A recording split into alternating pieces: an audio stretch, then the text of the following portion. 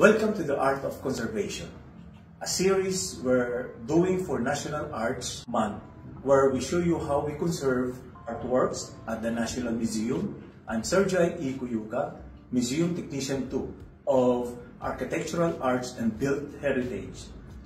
Today, I'll be showing you how we preserve our collection. Ito po ay material sample na collected ng mga researchers sa Ilocos Region. Itong hawak ko ngayon ay halimbawa ng brick masonry wall na galing sa debris ng Bantay Watchtower, Ilocosur. After niyang nasira ng 2022 earthquake. Ang Bantay Watchtower ay idineklara ng National Museum bilang National Cultural Treasure noong 2015. Marami siyang black deposit, kaya yun po ang ating tatanggalin through dry cleaning.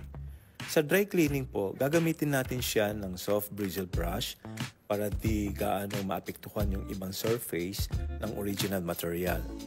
So after ng mechanical cleaning, isusunod po natin ang paglagay ng label para mas sigurado na ang mga object ay properly identified.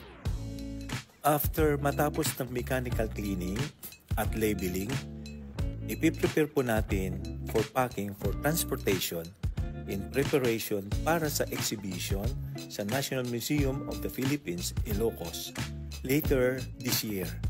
Now you know more about what goes on behind the scenes. Visit us at the National Museum of the Philippines and learn more about Filipino art and cultural heritage. Happy National Arts Month!